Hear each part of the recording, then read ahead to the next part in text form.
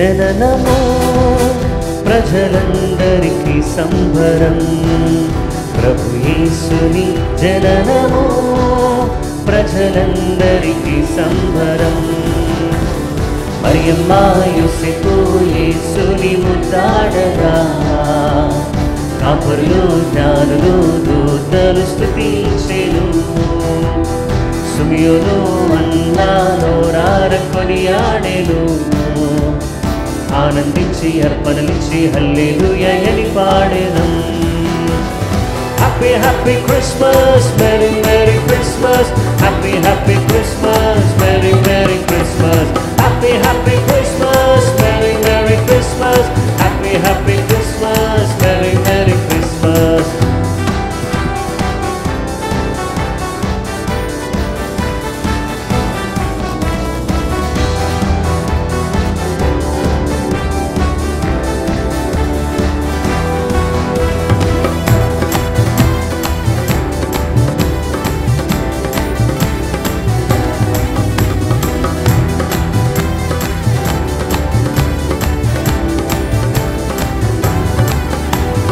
బెత్లెహేములో పశువుల పాకను చూడు, ఆ పశువుల పాకలో పశువుల తొట్టెను చూడు, ఆ పశువుల తొట్టెలో పసిబాలుని చూడు, ఆ పసిబాలుల్లో దాగి ఉన్న ప్రేమ కరుణను చూడు.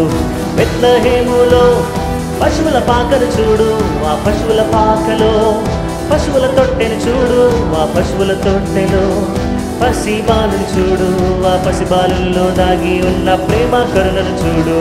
రారాజు ఇలా పుట్టాడు, రక్షణనే మనకు తెచ్చాడు. రారాజు ఇలా పుట్టాడు, రక్షణనే మనకు తెచ్చాడు. మరియమ్మ యోసేపు యేసుని ముద్దాడగా కాపరులు జ్ఞానులు దూతలు స్తుతించెను. సుమియోను అన్నా నోరార కొనియాడెను. ఆనందించి ఆనందించి అర్పణలిచ్చి హల్లెలూయా అని పాడెదం. Happy happy Christmas, merry merry Christmas. పాడదాం happy happy Christmas, merry merry Christmas. Happy happy Christmas, merry merry Christmas.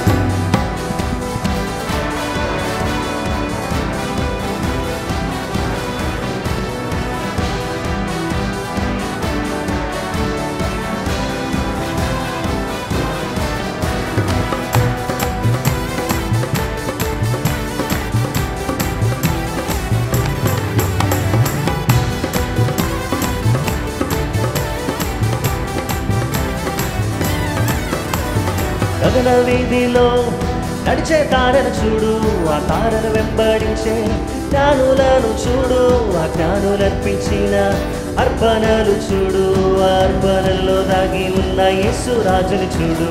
గగన వీధిలో నడిచే తారను చూడు, ఆ తారను వెంబడించే జ్ఞానులను చూడు, ఆ జ్ఞానులర్పించిన అర్పణలు చూడు, ఆ అర్పణలలో దాగి ఉన్న యేసు రాజుని చూడు.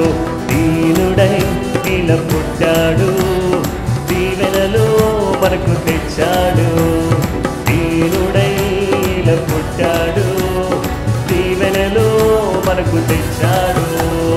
మరియమ్మ యోసేపు యేసుని ముద్దాడగా కాపరులు జ్ఞానులు దూతలు స్తుతించెను. సుమియోను అన్నా నోరార కొనియాడెను. ఆనందించి అర్పణలిచ్చి హల్లెలూయా అని పాడెదం. Happy happy Christmas,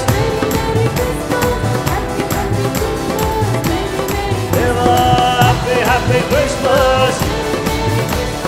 happy happy Christmas, merry merry Christmas. యేసుని జననము ప్రజలందరికీ సంబరం. ప్రభు యేసుని జననము ప్రజలందరికీ సంబరం. పాడదాం. మరియమ్మ యోసేపు యేసుని ముద్దాడగా కాపరులు జ్ఞానులు దూతలు స్తుతించెను. సుమియోను అన్నా నోరార కొనియాడెను. ఆనందించి అర్పణలిచ్చి హల్లెలూయా అని పాడేదం. Happy happy Christmas, merry merry Christmas, happy happy Christmas, happy happy Christmas. Amen. Happy happy Christmas, Merry Merry Christmas, Happy happy Christmas, Merry Merry Christmas. నన్ను నడిపే యేసయ్యా, నన్ను కాచే మేసయ్యా, నన్ను నడిపే యేసయ్యా, కాచే మేసయ్యా, నీకే స్తోత్రము అయ్యా, నీకే స్తోత్రము. సగమంతా నీకే స్తోత్రము అయ్యా,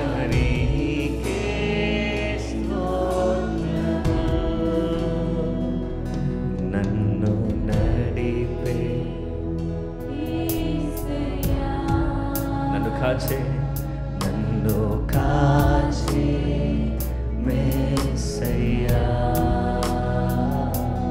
నన్ను నడిపే యేసయ్యా,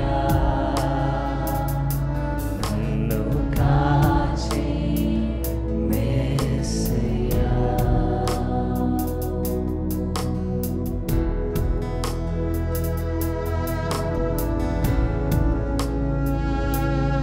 Worship you, Lord.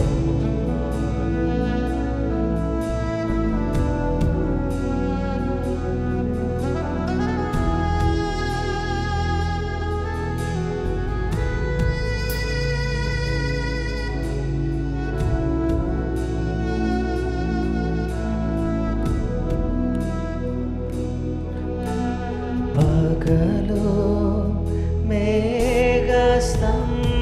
మేఘస్తంభమై, రాత్రి అగ్నిస్తంభమై, పగలు మేఘస్తంభమై, రాత్రి అగ్నిస్తంభమై, నా గుడారముపై నిలిచిన దైవమా, నా గుడారముపై నిలిచిన నాదు దైవమా, నన్ను నడిపే యేసయ్యా, నన్ను కాచే మేసయ్యా, యేసయ్యా, నన్ను నడిపే యేసయ్యా, నన్ను కాచే మేసయ్యా.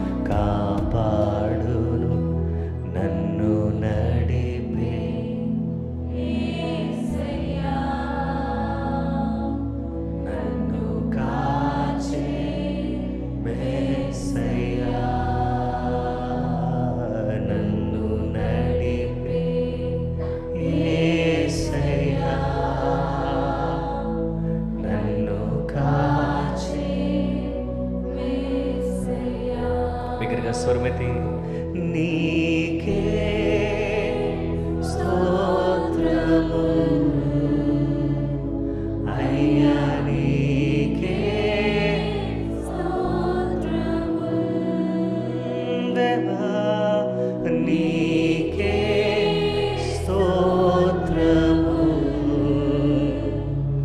అయ్యా నీకే స్తోత్రము హల్లెలూయా నీకే స్తోత్రము బిగరగా అయ్యా నీకే స్తోత్రము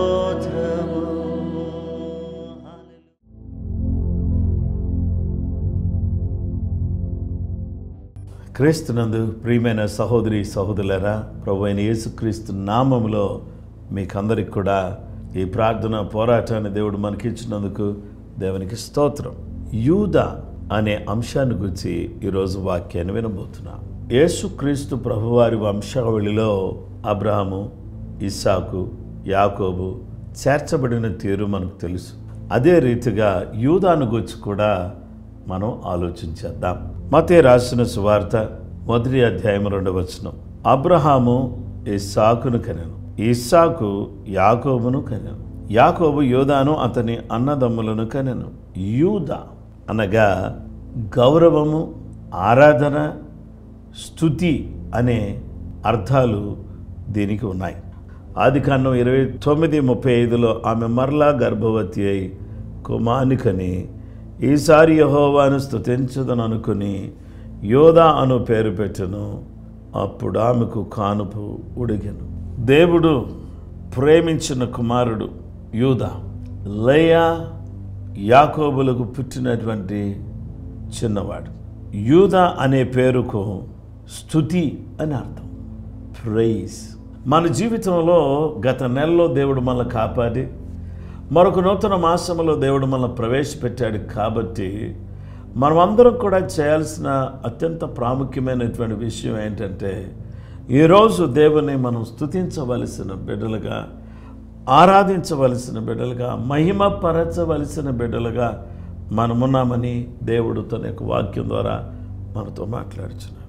వాళ్ళ తల్లిగారు అనగా లేయా తనకు పుట్టిన కుమారుని చూచి అతనికి యోదా అనగా స్తుతి అని పేరు పెట్టింది. ఆదికాండం 49వ అధ్యాయం 8వ వచనంలో, యోదా నీ సహోదరులు నిన్ను స్తుతించెదరు, నీ చెయ్యని శత్రువుల మెడ మీద ఉండును, నీ తండ్రి కుమారులు నీ ఎదుట సాగిలపడుదురు. నీ తండ్రికి పుట్టినటువంటి కుమారులు ఎవరైతే ఉన్నారో వాళ్ళందరూ కూడా ఏం చేస్తారో తెలుసా? నీకు సాగిలపడతారని దేవుని వాక్యం మనకు తెలియజేస్తుంది.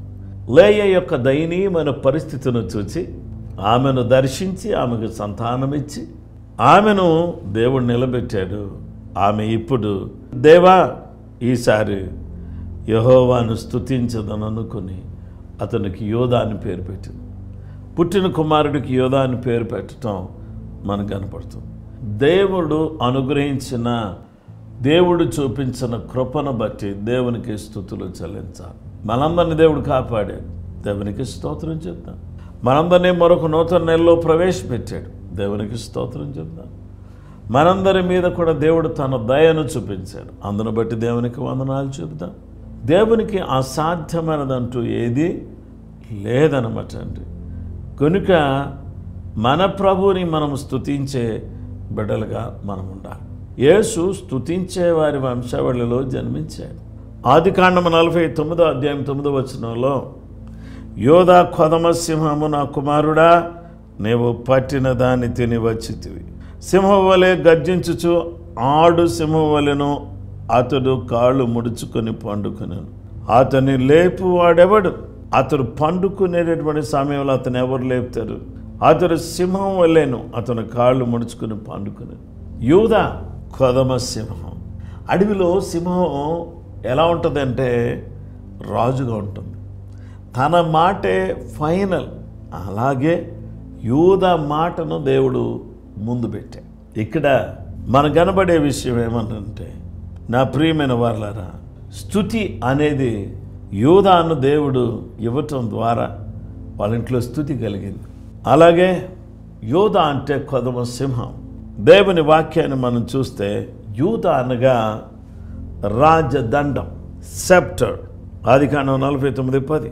షిలోహు వచ్చు వరకు యూదా యుద్ధ నుండి దండము తొలగదు, అతని కాళ్ళ నీళ్ళ మధ్య నుండి రాజదండము తొలగదు, ప్రజలు అతనికి విధేయులయ్యుందురు. ప్రజలు అతనికి విధేయులుగా ఉంటారు.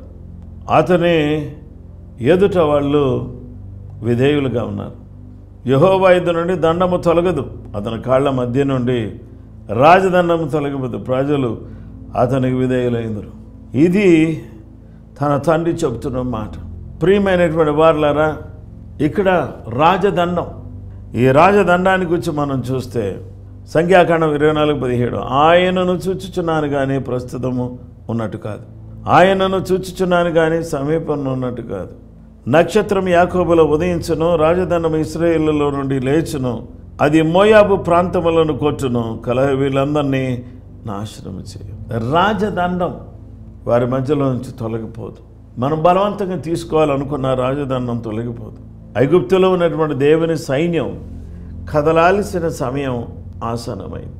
అందుకనే జకరియా 10:11 అంటాడు, యెహోవా దుఃఖ సముద్రమును దాటి సముద్ర తరంగములను అణిచివేయును, నైలు నది యొక్క లోతైన స్థలములను ఆయన ఎండ చేయును, అశ్షూరీయుల అతిశయాస్పదము కొట్టివేయబడును, ఐగుప్తుల రాజదండము తొలగిపోదు, ఐగుప్తుల రాజదండము పోగొట్టుకొందురు.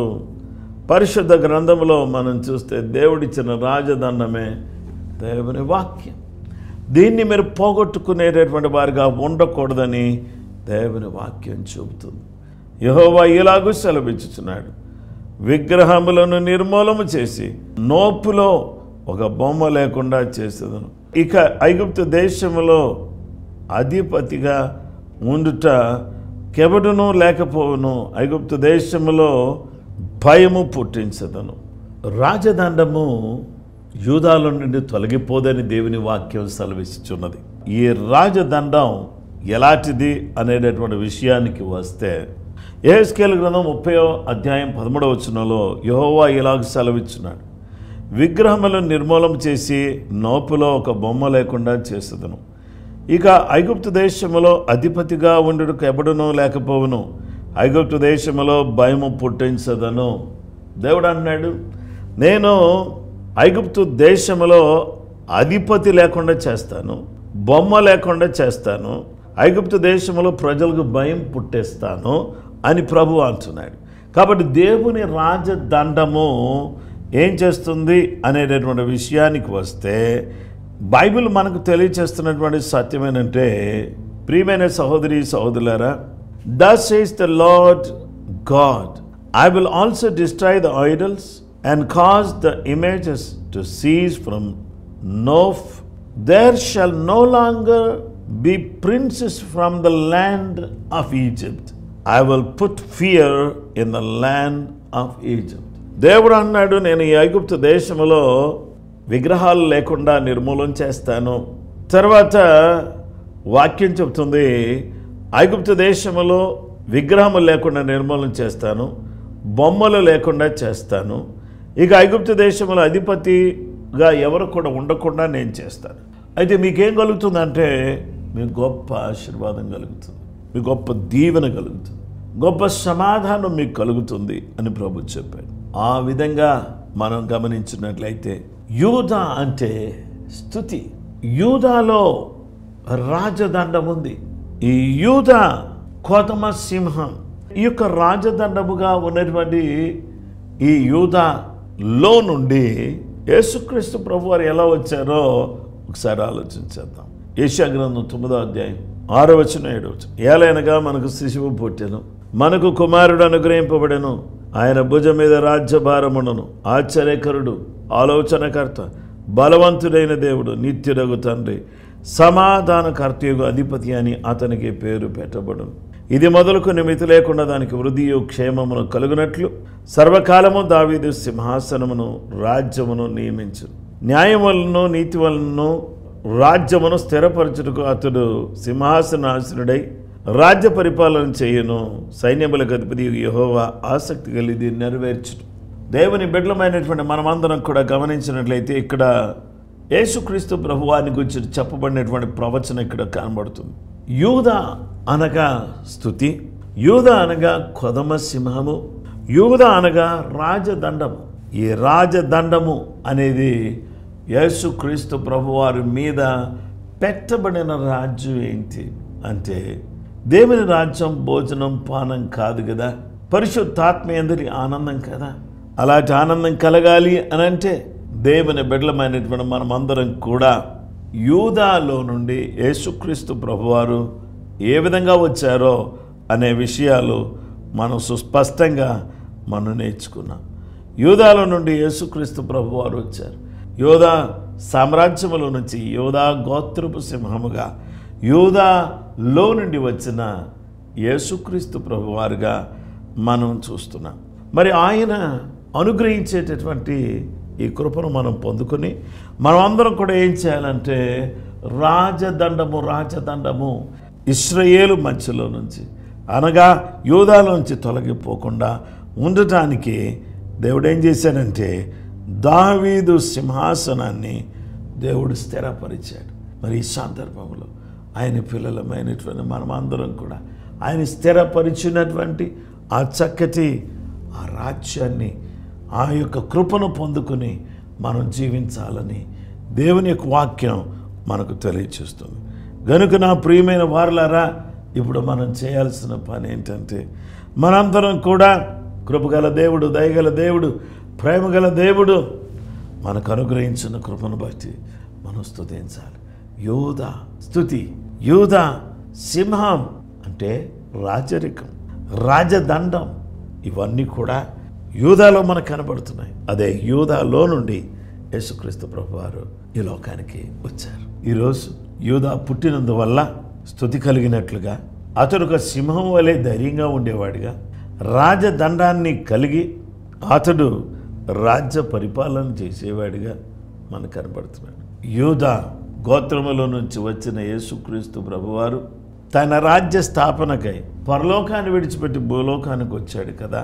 మరి అలాంటప్పుడు ఈ రాజులకు రాజు, ప్రభువులకు ప్రభు అయిన యేసుక్రీస్తు వారు మనకు అనుగ్రహించేటటువంటి నిత్య సమాధానాన్ని కలిగి ఆయన మనకు అనుగ్రహించేటటువంటి రక్షణ ద్వారా కలిగే స్తుతిని మన నోట కలిగి మనం ఆయనను ఆరాధిస్తూ మహిమపరిచేటటువంటి వారిగా జీవించాలని నేను కోరుతున్నాను. ఈ నెలంతా కూడా స్తుతి స్తుతి స్తుతి స్తుతి స్తుతి స్తుతి వినబడాలి. మీ ఇంట్లో క్రిస్మస్ సంబంధమైనటువంటి స్తుతి, రక్షణ సంబంధమైన స్తుతి, ఆత్మ సంబంధమైన స్తుతి మీ ఇంట్లో వినబడాలి.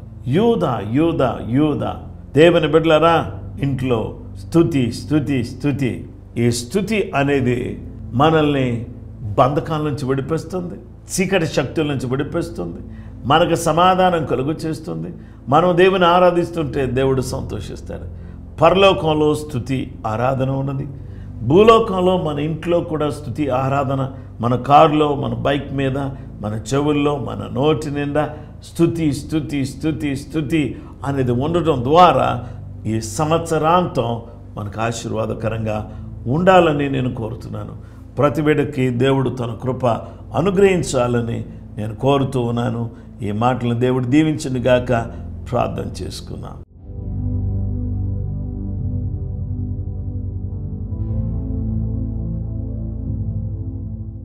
ఆశ్చర్యకరుడా, ఆలోచనకర్త, నిత్యుడగు దేవా, సమాధానకర్తయగు అధిపతి, నీకు స్తోత్రం. నీ వంశావళిలో చేర్చబడిన యూదాను గురించి మేము విన్నాం ప్రభు. యూదా అనగానే స్తుతి.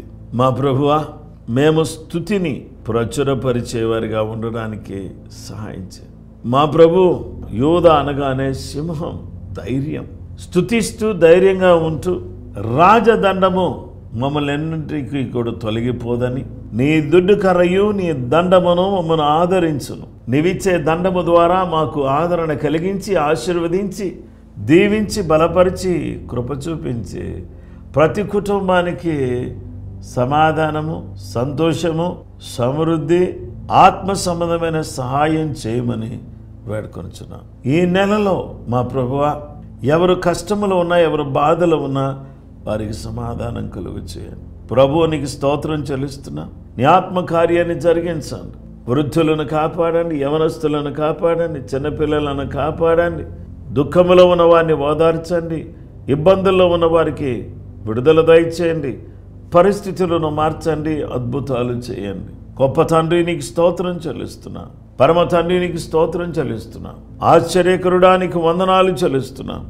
నీ కృప మాకు చూపించమని, మీ వాత్సల్యత మాకును కనబరచమని, మీ దివ్యమైన సన్నిధి మాకు అనుగ్రహించమని, నజరేయుడా నమ్మదగిన దేవా నీ కనికరం కొరకు వందనాలు చెల్లిస్తూ మీకే మహిమ ఘనత ప్రభావాలు ఆరోపిస్తున్నాం.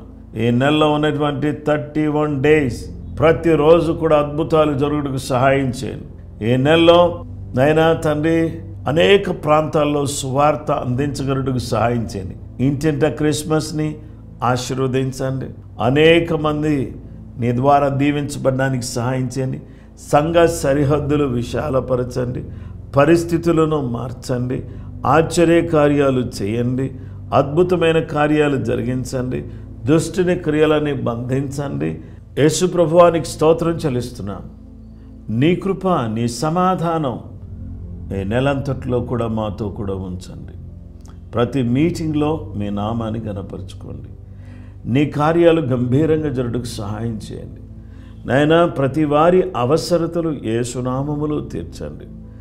నైనా నీ సన్నిధి మాతో కూడా ఉంచుమని, నీ సహాయం మాకు అనుగ్రహించమని, ఈ ఉదయకాలం నీ బిడ్డలందరినీ కూడా ఆశీర్వదించమని క్రీస్తు యేసు పరిశుద్ధ నామములో ప్రార్థించి వేడుకొనుచున్నాం మా పరలోకపు తండ్రి.